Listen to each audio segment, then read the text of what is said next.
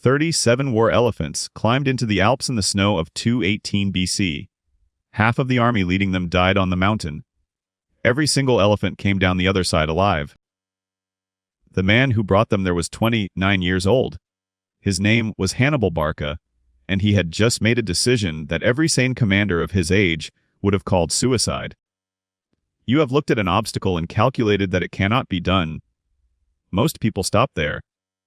Hannibal did not stop there, and to understand why, you have to understand what he was actually running from. Rome and Carthage were the two great powers of the ancient Mediterranean. One ruled the north coast of Africa and the coast of Spain. The other was rising fast in Italy, hungry and expanding. They had already fought one long war over the island of Sicily, and Carthage had lost it. Now a second war was coming, and both sides knew it was only a matter of time. The obvious plan was to wait, let Rome cross the sea, land in Spain or Africa, and fight the war on Carthaginian ground. Rome had the stronger navy. Rome controlled the water. Any general looking at a map would have chosen to defend. Hannibal looked at the same map and chose the opposite. He would not wait to be invaded. He would invade first. He would march an entire army out of Spain, across southern France, over the Alps, and fall on Italy from the north, where no Roman general expected an enemy could ever come. Why the mountains? Because the sea belonged to Rome. A crossing by ship meant sailing into the teeth of the strongest fleet in the world. The land route bypassed all of it. The Alps were the one door Rome had left unlocked, because Rome believed no one could ever open it. So Hannibal set out with a force that ancient historians number at around 40,000 infantry, several thousand cavalry, and those 37 elephants. And here is the first detail that should stop you. He was not marching in summer. It was late September, early October. Winter was already climbing down the peaks to meet him. The first serious blood was spilled before the true climb even began. As the column pushed into the foothills, a local tribe called the Allobroges watched it from the high ground. These were mountain people who knew every ledge and every narrow place. They waited until the army was strung out thin along a gorge, and then they attacked the rear of the column, where it was most vulnerable. Men and pack animals were driven off the narrow path. Some fell. In the panic, horses that took a stone or a spear thrashed and reared, and their thrashing knocked still more men and animals over the edge into the ravine below. The losses were heavy, and they were only the beginning. But Hannibal did not simply absorb the blow. He had seen where the tribesmen came from at night, and he seized their high ground under cover of darkness, then used it to punish them and push his column through the worst of the gorge. Further on, he captured a Gallic hill town and stripped its stores for 2 or 3 days of rations. But the message was clear. The mountains were not empty. They were defended, and every mile upward would have to be bought. Now think about what he was actually asking of these men. Most of them had never seen snow. They came from Spain, from North Africa, from the warm edges of the Mediterranean. To them these peaks were not just cold. They were full of monsters and myths, impossibly high, a place the mind refused to believe a person could survive. The historian who studied this crossing said we forget today just how enormous and impenetrable those mountains would have seemed to that army. Your fear of the unknown is not a flaw in you. It is ancient equipment. For almost all of human history, the unfamiliar place was the place that killed you. The soldiers climbing behind Hannibal felt exactly what your ancestors felt walking into terrain they could not read, and their fear was completely rational. The tribes struck again higher up. The ancient accounts place a second ambush at a white, rock landmark, roughly 1 day's march from the summit. This time the attackers rained rocks and slung stones down from above, onto the heads of men who had nowhere to go. On one side, a wall of stone. On the other, a drop of thousands of feet into a valley below. There was no formation to hold, no line to defend. There was only the narrow path and the falling rock. Livy, the Roman historian, called the first sight of these peaks a dreadful vision now before their eyes. And the elephants. Here the story turns strange. The tribesmen had never seen such creatures. Polybius, the Greek historian who is said to have walked the route himself and spoke to survivors, recorded that the enemy were terrified by the strange appearance of the elephants and never dared approach the part of the column where the animals stood. The one thing that should have been the greatest weakness in the mountains became a shield. The beast that could barely survive the cold protected the men around them simply by existing. By the 9th day, according to Polybius, the army reached the highest point of the route. Fresh snow had already fallen there, and beneath it lay the hard, packed ice of the winter before, so that every step landed on a surface that gave way twice. And here, at the top of the world, the crossing nearly ended in despair rather than battle. The men were exhausted. They were starving. Pack animals loaded with food had slipped from the icy ledges and vanished into the valleys below, and with them went the supplies. Some accounts say the soldiers were reduced to eating the pack animals themselves, and even boiling hides for something to swallow. Polybius wrote that the hardship they had already endured, and the dread of the hardship still to come, had drained the will out of the entire army.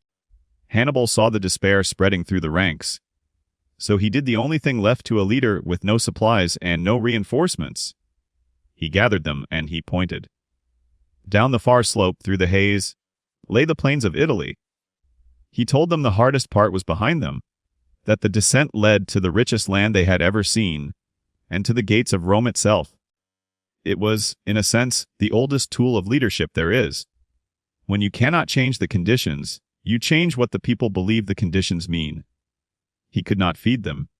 He could not warm them. But he could give them a reason to take one more step, and one more after that.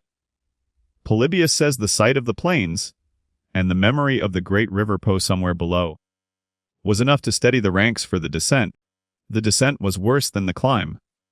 This is the part that surprises people, because you would think going down is easier than going up. It is not. The southern slopes were steep and slick with fresh snow over old ice.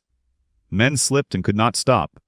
Horses lost their footing on ground that gave way beneath them. Going up, at least, gravity was against you but predictable. Going down, gravity was a trap that waited under every step. And then the path itself simply ended. A landslide had torn away a section of the descent, leaving a gap too wide and too sheer for the baggage animals, and certainly for the elephants. The army was trapped on a narrow shelf of rock, with no way forward, and a route behind them that was killing them by the hour. The men who could barely stand were now asked to wait on an open ledge, while their commander found a way through solid mountain. What happened next is the most famous moment of the entire crossing, and even the ancient writers were not sure whether to believe it. According to Livy, Hannibal's men felled the trees around them and built an enormous pile of logs against the blocking rock. They waited for the wind to rise so the flames would catch, then set the whole thing ablaze until the stone glowed with heat. And then they poured vinegar over the burning rock. The sudden shock of cold liquid on superheated stone, the account says, cracked the boulder and made it brittle enough to break apart with iron tools. Then they cut the slope into small zigzagging switchbacks, gentle enough that even the elephants could be led down. Modern geologists are skeptical that vinegar alone could shatter rock. But the story survives for a reason. It tells us the path was genuinely impassable, and that the only way through was to engineer a way that did not exist before. Whether by fire and vinegar or by sheer stubborn labor, they carved a road down the mountain where there had been none. Remember those elephants standing at the foot of the mountains, trunks raised against the cold. By one remarkable account, Hannibal came down the far side of the Alps without losing a single one of them. The animals everyone expected to die in the snow made it through. It was the men who did not. When Hannibal finally reached the plains of northern Italy, his army had been cut nearly in half. He had started with roughly 40,000 foot soldiers. He came down the mountain with about 20,000. Thousands of men were gone, lost to the cold, to starvation, to the falling rocks of the tribes, to the ledges that gave way beneath them.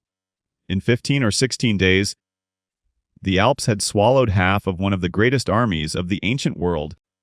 And here is the twist that makes this more than a survival story.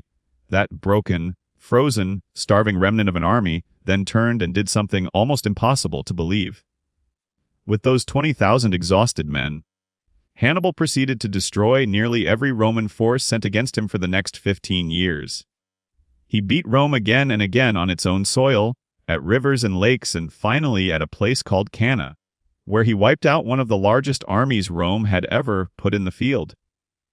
He humiliated the greatest military power of the age with an army that should not have survived the mountains at all. The wall of ice that was supposed to stop an empire's enemy did not stop him. It only decided which of his men would be standing when he arrived. So what does this actually reveal about you? Not that you should march an army into the snow. The lesson is quieter than that, and older. Every person who ever did something that others called impossible faced the same moment Hannibal faced at the top of that pass. Exhausted. Depleted. Everyone around them convinced the thing could not be done. The obstacle was real. The fear was rational. The losses were true. What separated him was not that he felt no fear. It was what he did with the map in front of him. Everyone else saw a wall.